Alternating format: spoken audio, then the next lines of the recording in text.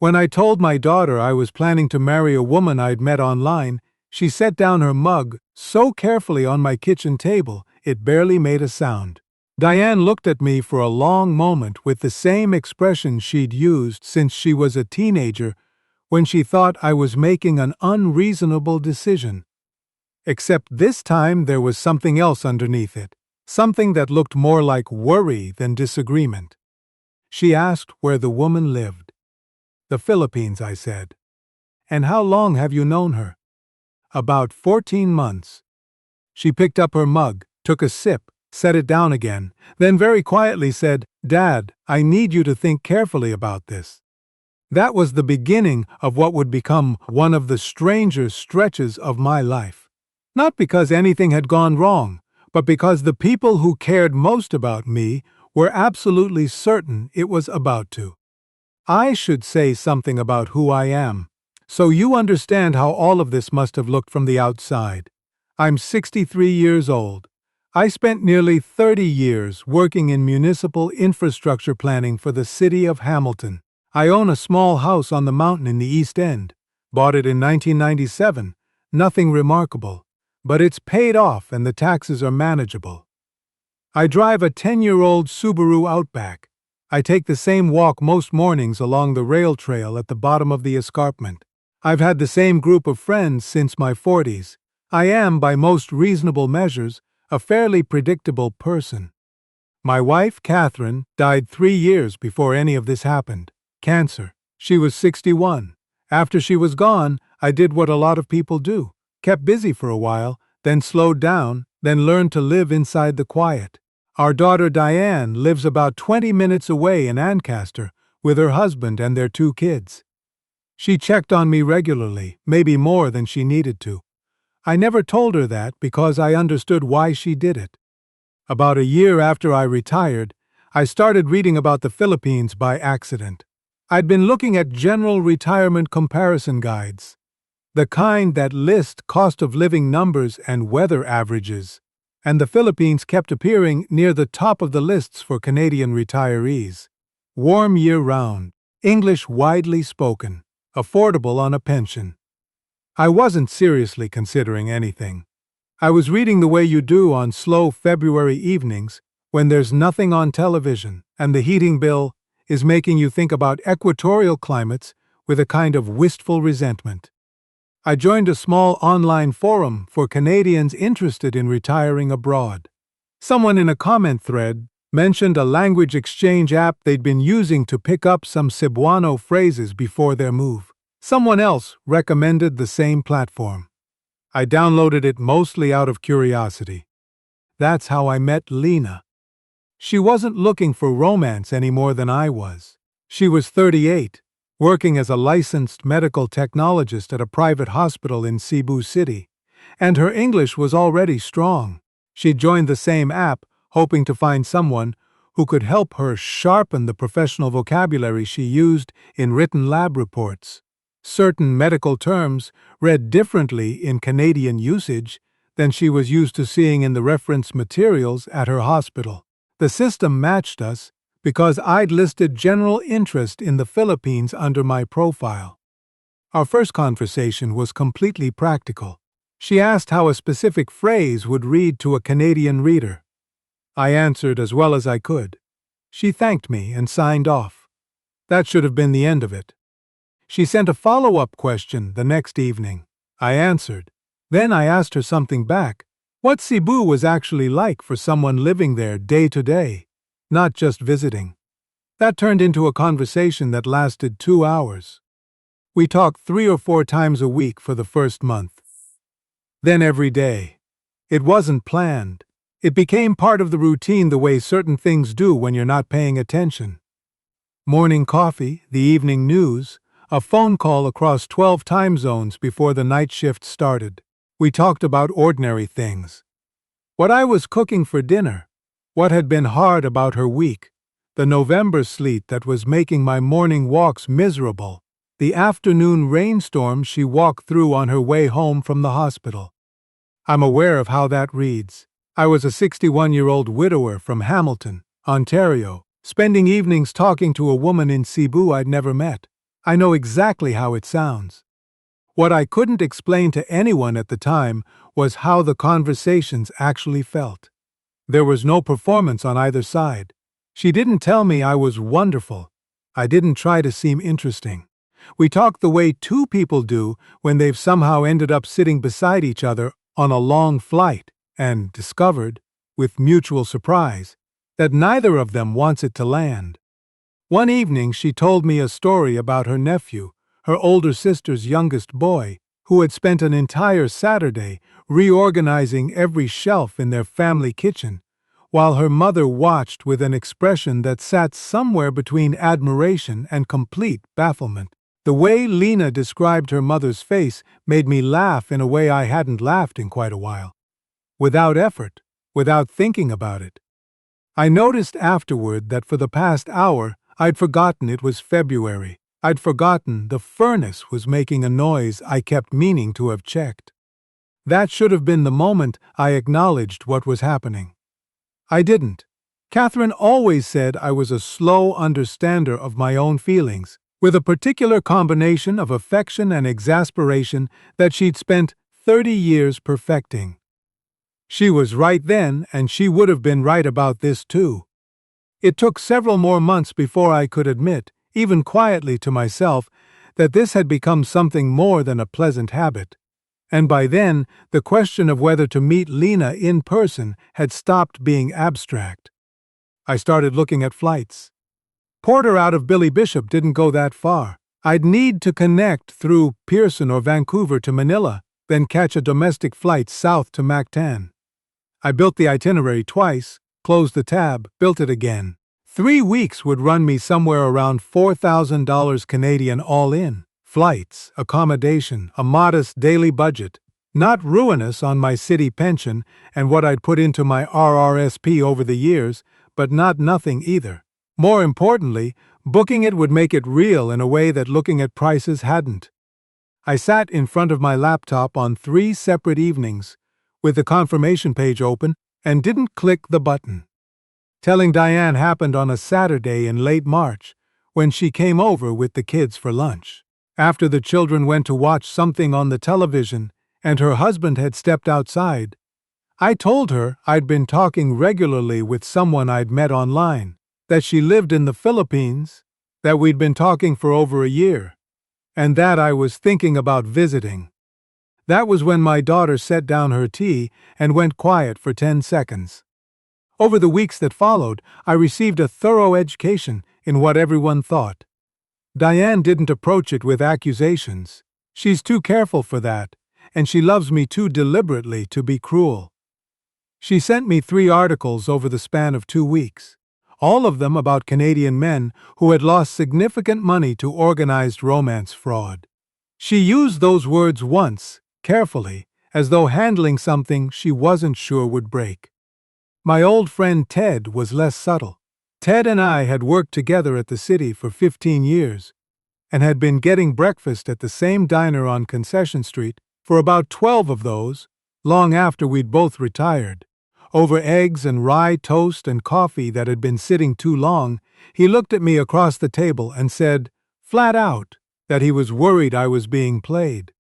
He'd read about it, knew how it worked, said it wasn't just one woman, it was organized, said I should talk to someone before doing anything else. I asked what he'd read. He said he'd seen things online, a few articles, a documentary, or something. I told him I appreciated it. And I did appreciate it. Ted wasn't trying to hurt me. He thought he was doing the thing a real friend does, which is tell you something uncomfortable before it's too late. The problem was that his certainty planted something small and stubborn in my head that I couldn't shake loose for the next 3 weeks. What made it worse was how impossible it was to reconcile what people were describing with the woman I actually talked to every evening. Lena had never once asked me for money, not once. I'd offered once, when she mentioned her mother had been unwell, and I wanted to do something. She declined clearly and moved on without making anything of it. She'd never pushed for commitment, never asked about my pension, my property, what assets I had. She asked about my morning walks. She asked what kind of music I'd listened to in my 20s. She asked what I thought happened to people after they died. And we spent 2 hours on that question without arriving at anywhere near a conclusion. And it was one of the best conversations I'd had in years. But doubt doesn't need much to survive. It just needs a crack. There was one evening when I drafted a message telling her I decided not to come. I sat there looking at it for a long time. I didn't send it, but the fact that I'd written it stayed with me, quietly, like something I wasn't proud of. Eventually I knew I had to tell her, not about the drafted message specifically, just about the doubts, about what people had been saying, about the articles, about the breakfast with Ted. She deserved to know what I'd been sitting with. So one evening I told her all of it. I laid out everything. Diane's concerns, Ted's certainty over bad diner coffee, the phrase romance fraud, the nights I'd had the flight confirmation open and then closed it. I admitted that some of it had gotten into my head more than I wanted to acknowledge. The longer I talked, the more uncomfortable I felt. Not because I was afraid of her reaction, because I was listening to myself describe a situation in which I'd been carrying all of this for weeks without saying a word to the one person most directly affected by it. When I finished, there was silence. Not an angry silence, just enough space for her to think. Then she said, "I understand." 2 words, and the way she said them, no wounded quality, no defensiveness, no request for an apology, completely changed the shape of everything. She didn't tell me the concerns were ridiculous. She didn't say I should have trusted her from the start. She said that if her sister had come to her with the same situation and the same articles, she would have asked the same questions. And then she said something I've returned to many times since. "I can't ask you to trust someone you've only heard described," she said. "But I'm asking you not to decide you already know the ending." I didn't go to bed that night feeling like all my doubts had resolved. That's not how trust actually works. It doesn't arrive complete. But something had changed. Fear had been doing too much of the deciding. It stopped. A week later, I booked the flights. I flew out of Pearson on a Tuesday in November, connected in Vancouver, landed in Manila at something like 4 in the morning local time, spent 3 hours in the airport in a state that could charitably be described as conscious, caught the first Cebu Pacific flight south, and arrived at Mactan Cebu International with my internal geography reorganized in ways I couldn't fully account for. Lena was waiting outside arrivals. She was shorter than I'd formed some unconscious impression of. I can't explain why I'd expected something different. She was holding a small handwritten cardboard sign with my name on it, which I had not expected at all, and which made me laugh out loud in the middle of the terminal in a way that probably startled the people around us. We shook hands, then hugged briefly, then both said something at the same time and laughed again. Then she took one of my bags without asking and started walking toward the taxi queue, already explaining the difference between the white airport cabs and the cheaper metered taxis outside the terminal perimeter, and which one I'd want to remember for next time. Next time. She said it without thinking. Neither of us mentioned it, I noticed. During those first few days, I paid attention carefully. Not suspiciously. I wasn't trying to catch anything. I just promised myself I'd be honest about what I saw. I watched how she spoke to the woman at the market, where she bought vegetables each morning near her family's home in Mabolo. I watched how she greeted her neighbors on the street. I watched what happened when the van we'd hired got a flat tire on the coastal road near Molbol, and we had to wait nearly an hour in the afternoon heat. Lena spent that hour talking to the driver about his kids. Not filling the silence, actually listening. When he mentioned his youngest had just started at a new school and was struggling, she asked which one, said she knew someone who taught there, and made a note on her phone to text that person later. The driver didn't seem to find this remarkable. It was just how she was with people. The moment I remember most happened on a Wednesday. We'd stopped at a small turo near the Carbon Market. plastic chairs, a ceiling fan doing its best. The kind of place that doesn't bother with a menu because everyone already knows. While we were waiting, an elderly woman came slowly along the outside of the restaurant, carrying two large woven bags that were clearly heavier than she should have been managing alone. Before I'd registered what was happening, Lena was on her feet. She went out, said something in Cebuano, picked up both bags, walked the woman 2 blocks up the street, helped her into a waiting tricycle, and handed the bags up to her. Then she came back, sat down, and picked up the conversation we'd been having about whether lechon from Cebu was definitively superior to all other versions of lechon in existence, a position she held firmly and was happy to defend at length. She didn't mention the woman afterward. Neither did I. But I remembered it. You can't arrange a moment like that. It happens when someone forgets they're being watched. On my last morning in Cebu, Lena drove me to Mactan in her cousin's car. We arrived earlier than necessary and sat in the drop-off area for a while, talking about nothing that mattered. Whether I'd sleep on the plane, what the weather was probably doing in Hamilton, whether lechon would survive the journey home in checked luggage, which I had not attempted, anything except the actual thing. When I finally had to go in, we held on for a long moment. She said, "Text me when you land in Manila." I did. The connection in Vancouver was 4 hours. I sat near a window, watching float planes come and go over the harbor. I had a book in my bag that I didn't open. Back in Hamilton, the house was exactly as I'd left it. The furnace was still making that sound. There were 3 weeks of flyers in the mailbox. The quiet that I'd spent 3 years learning to inhabit had a different texture now. Not unbearable, just not what I wanted anymore. I called Diane a few days after I got back. She came over on a Sunday. After her husband took the kids to the park, she asked how the trip had gone. I told her it was good. She asked if it was what I'd expected. I thought about that for a moment. I said it was different from what I'd expected, but not in any of the ways I'd been warned about. She nodded. Then she said something I hadn't heard from her in a while. She said, "Tell me about her." So I did. The months that followed involved a significant amount of paperwork and longer conversations than either Lena or I entirely enjoyed. She had a job she'd spent 11 years building. I had a house, a daughter who had just found out she was pregnant with her 3rd child, a family doctor I'd had for 20 years, and a provincial health card that had opinions about what it would cover abroad. We weren't in a position to be impulsive about any of this, and neither of us wanted to be.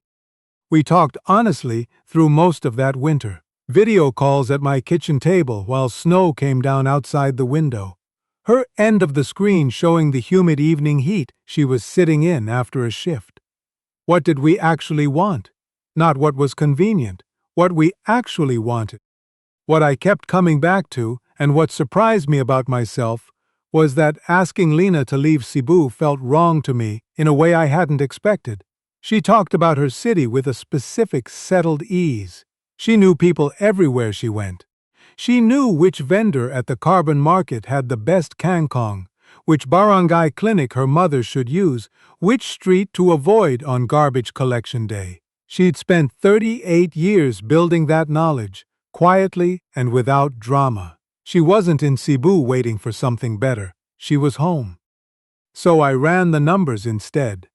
What my pension looked like in Canadian dollars and what it represented in Philippine pesos was a more workable equation than I'd assumed.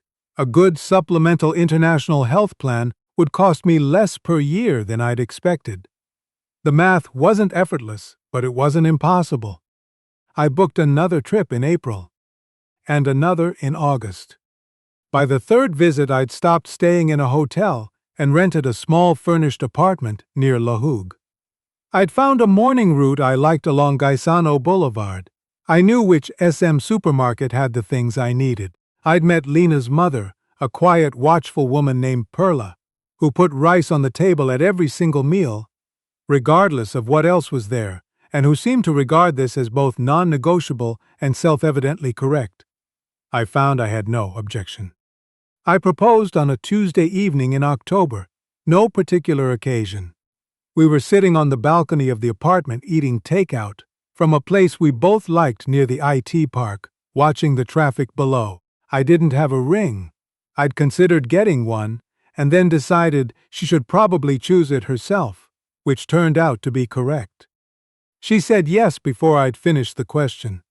Then she informed me that she'd been considering proposing herself, and had been waiting for the right moment for approximately 3 months. I told her that was the most efficient thing I'd ever heard. Ted called a few weeks after I'd told people, once word had made its way around our old breakfast group.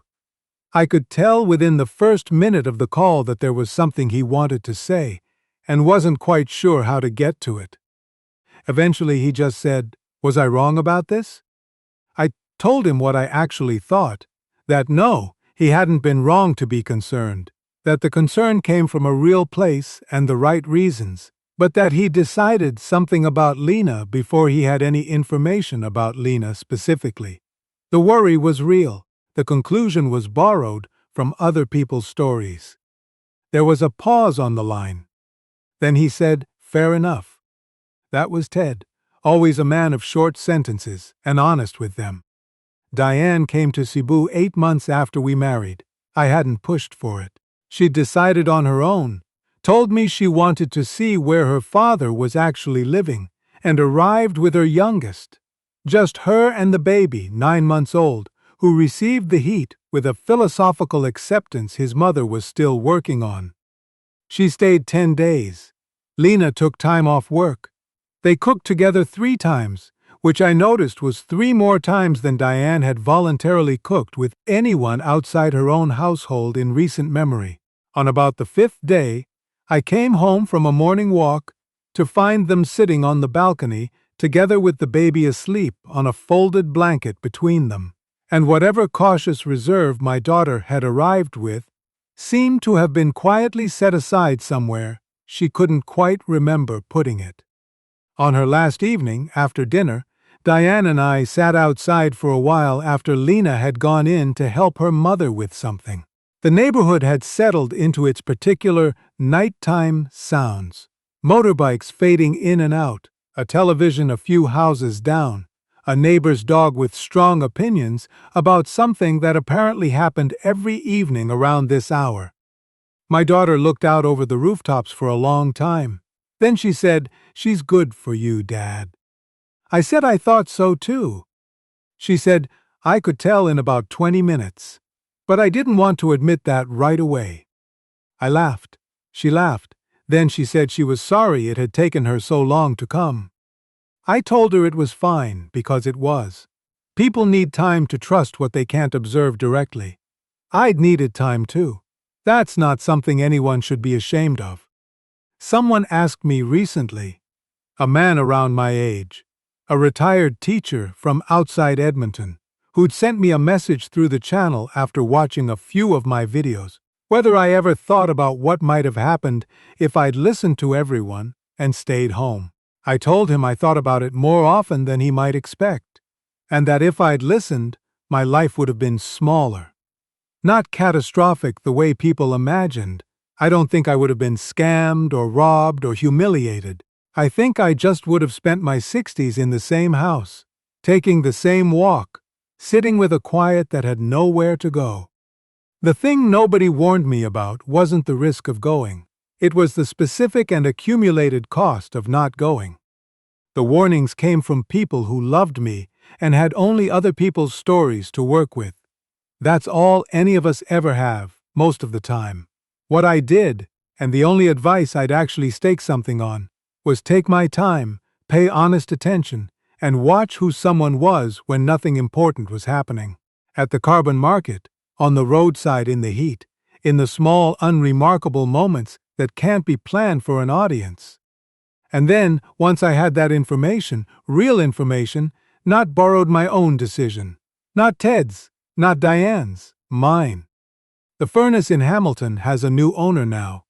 My morning walk is along a different street.